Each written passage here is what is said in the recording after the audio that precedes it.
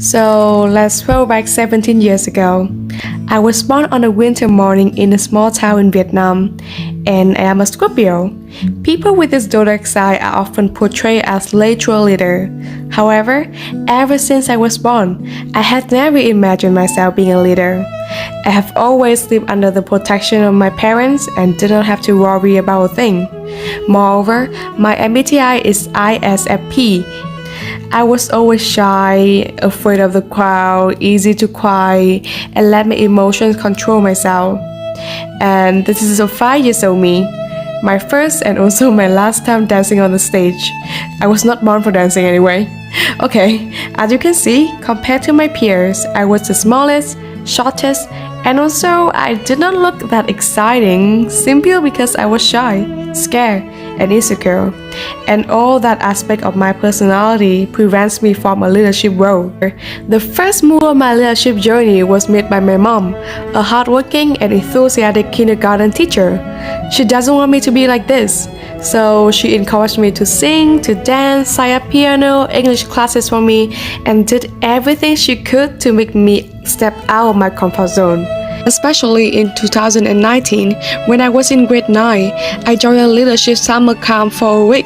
You are not allowed to bring any phones, laptop, or electrical device, and you have to survive there with your teammate for 1 week.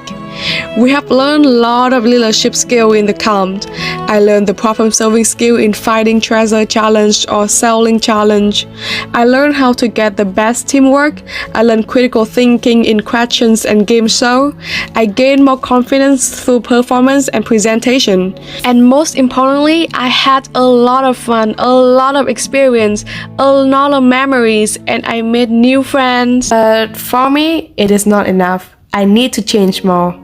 I can be shy, I might be afraid, but there's a thing about me that helped me on my journey. That is, I am ambitious. I have a goal, I have a dream, and I love exploring. And that's when 15 years old Tiana decided to go study abroad, saying goodbye to families and friends, and going to Canada to study and explore. For me, to start the leadership journey in Canada, I have to be independent. When I was in Vietnam, I have never did any paperwork by myself, but now I am independent, so I will do it. My first time in the bank, my first debit card, my first petrol card, and so many first things. And all of those small things, but they are all my first step on my journey. So for a leader, presentation skill is essential. And I am so bad at it. I didn't have that much of chance to do presentation in Vietnam. I'm afraid of the crowd and speaking a language that is not my mother tongue in front of all native people. Well, I'm quit. But wait. I need to do this. It is for my future, for my leadership journey, and my philosophy is do what scares you. Therefore, I took an EPS, which is Presentation and Speaking Skill class, with my first teacher in Canada, Mr. Berg. And through this class, I did lots of presentations. I learned lots of speaking skill, learned how to speak slower, how to be calm and more confident in front of a crowd. So the first semester in Canada ends with a lot of fun and experience. Moving to the second semester, I had my second leadership role in a filmmaking world. That is culminating for my Comtech class. We are a group of 4 only, but each of us play a leadership role. One can be the director of sound, one can be the director of image or costume, and one can be an actor. My first time working in a film production team, though there were many communication difficulties, sometimes the result came out were not as good as expected, and we sometimes had to film like 15 times for a scene. And however, I learned to be a more responsible and patient leader. So to start the summer in grab up grade 11, I participated in Phoenix 5000. It's a marathon competition in which you have to run 5 kilometers. It seemed to be a simple event with nothing happen. However, at the end of the race, when I was almost there, a girl that ran before me, she fainted. I was so confused and I didn't know what to do. Should I stop to help her or should I keep running to preserve my ranking? Well, I decided to stop and help her. Though I was so tired and I did acknowledge that I could have a higher rank, if I continue running. However, until now, I never regret of stopping. And that is also my leadership philosophy.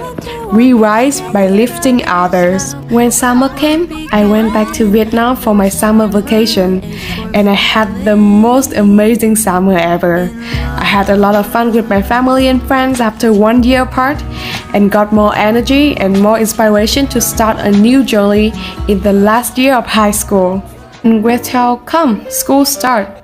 I have done a lot of projects, research, presentations, but until now, the biggest, the most memorable, and the most meaningful must be the 12 Days of Giving, Secret Photo Booth. I had a great team, though everyone was so busy with university and college application and interviews. We still figured out a way to manage everything well. So Hitesh was the planner, and he was responsible for all of the document work. Cassandra, she was like an art director. She made the poster and the booth, while Simon and Ling were like communication people who got more people come to our booth, and I did a little bit of everything. I make the props, communicate with the finished closet, solving any problem that arise, working with the paytation, etc. The event was so successful with a lot of support from student and teacher and other class member too.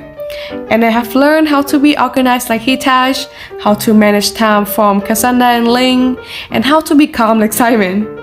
And we raised $250 in total, and I and my team had the great time and memories together. So during my vibrant and exciting journey in Canada, there were definitely lots of difficulties along the way. Little did anyone know that I lost my suitcase and my phone on my first day in Canada.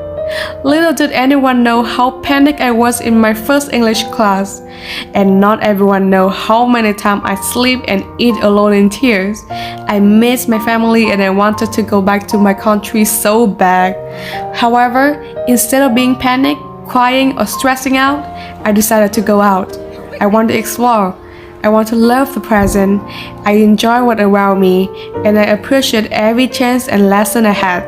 Difficulties, failure may come, but it all left with lesson and experience for me. And I love it all.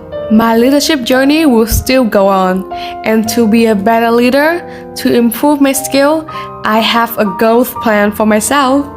And I am an ISFP as mentioned above, and ISFP, they are not planned at all, and they are flexible, spontaneous, and like to go with the flow. I love that aspect of me. However, in a school environment, I would like to be more organized to avoid last minute, late, or missing submissions. Furthermore, I want to get over my fear of consequence. I am an overthinker. I tend to imagine myself fail before I even start. For that reason, I miss a lot of opportunities.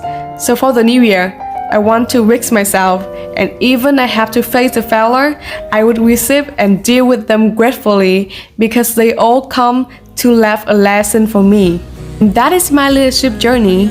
I want to say a big thank you to all of my companions from family, friends, teachers, and especially myself. The journey ahead will not be easy at all, but with everyone by my side, I will have the strength to overcome any challenge.